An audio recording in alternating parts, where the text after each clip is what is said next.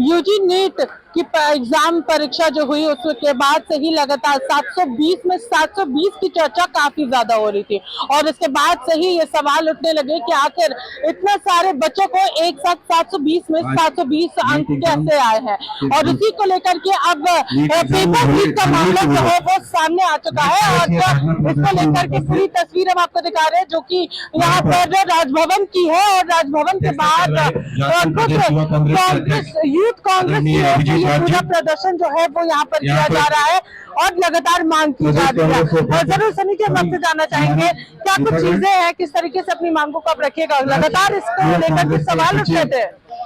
देखिए, जब गरीब छात्र परीक्षा में उपस्थित होता है तो उनकी बहुत ही महत्वाकांक्षाएं होती है। एक परिवार, जिस परिवार में माँ पिताजी अपने बच्चों को एग्जाम में भेजते हैं कि जाओ आप परीक्षा में शामिल हो, नीट की परीक्षा, और नीट की परीक्षा देने के बाद आप सभी लोग जानते हैं कि देश का भविष्य डॉक्टर्स, जिस प्रकार अभी कोरोना में हम लोगों ने देखा कि अच्छे डॉक्टरों की भी कमी थी, लेकिन पहली बार देश में नीट की परीक्षा का पहली बार पेपर लीक हुआ।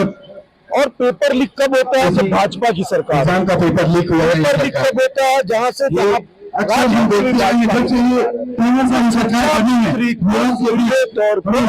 इस्तीफा करना चाहिए किया गया। शिक्षा मंत्री के एक शब्द है, देश के प्रधानमंत्री के जुबान से नहीं निकला, बच्चों से सुप्रीम कोर्ट ने लिया और जिन लोगों ने पेपर लिख कर शासन कहा गया वो लोग जब सामने आए और जिन छात्रों का उन लोगों ने अच्छा करने का कोशिश किया, वो छात्रों को भी मैं धन्यवाद देता हूँ कि वो सामने आकर के उन्होंने यह कबूल किया कि हम लोगों को पहले दिया गया था पेपर और हमने उसको रट करके जा करके हमने परीक्षा आदरणीय नेता। तो ये सीधे तौर पर 48 लाख छात्र गिने चुने छात्रों को इन्होंने पेपर दिया। बाकी जो छात्र थे जो एलिजिबल छात्र थे वो छात्रों का कहीं ना कहीं केंद्र सरकार भाजपा के नेताओं की उपस्थिति बिहार में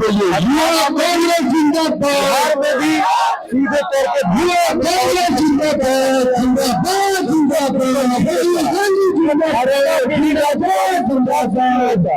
भाजपा की जहाँ सरकार चल रही है वो एपी मूड पे चल रही है। वहां से केवल धन अर्जित करने का काम ये लोग गलत तरीके से कर रहे हैं।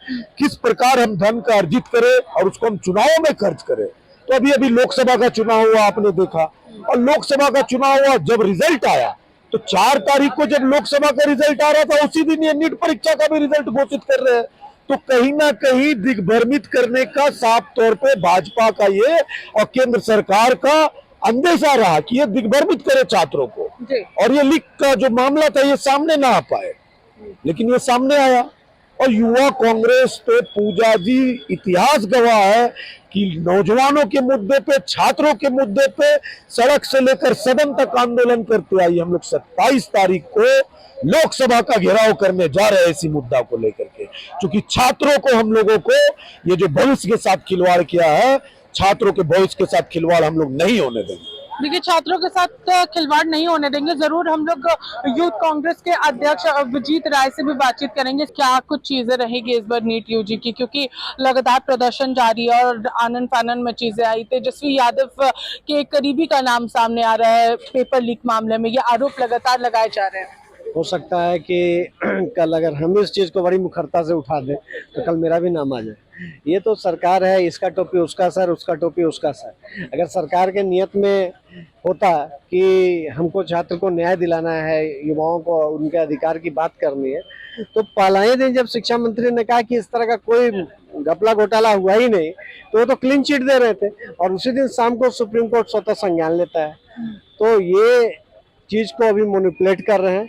हम चाहते हैं कि मैनिपुलेट करने से बेहतर है कि जो दोषी है उनके ऊपर कार्रवाई हो, वो पकड़े जाएं, क्योंकि जो लाभान्वित छात्र हैं और उनके परिवार हैं वो भी अपने कन्वेंशन में कह रहे हैं, वो भी सामने आके इस बात को मुखरता के साथ कह रहे हैं कि ये हम लोग को पेपर मिला था पहले। तो ये अपने आप में परत दर परत जिस तरीका से इस घपला घोटाला का कहानी खुल रहा है, अब इसमें कुछ बचा नहीं है। अब सरकार अपना पाला झाड़ने के लिए बाकी के पाला में गेंद डाल रही है कि आप भी कल्पित हो, आप भी कल्पित हो। तो मेरा बस इतना ही है कि दूध का दूध और पानी का पानी इसमें होना चाहिए। कौन इसके जद में है, हमें उससे ज़्यादा मतलब है कि दोषी सलाखों के पीछे हो। देखिए, तो दोषी सलाखों के पीछे हो, ये लगातार यूथ कांग्रेस जो है वो यहाँ पर अपनी बातों को रख रही थी। और खुद यहाँ पर अभिजीत राय यूथ कांग्रेस के अध्यक्ष हमारे साथ थे और उन्होंने कहा कि ये पूरी घटना जो है वो परत दर परत चीजें जो है वो निकल कर सामने आ रही है और 27 जून को यहाँ पर लोकसभा का भी घेराव किया जाना है और 8 जुलाई को सुप्रीम कोर्ट में सुनवाई भी है इस पूरे मामले को लेकर। फिलहाल इस खबर में हमारे साथ इतना ही। सहयोगी सुशील के साथ में पूजा दुबे, 99 न्यूज, रांची।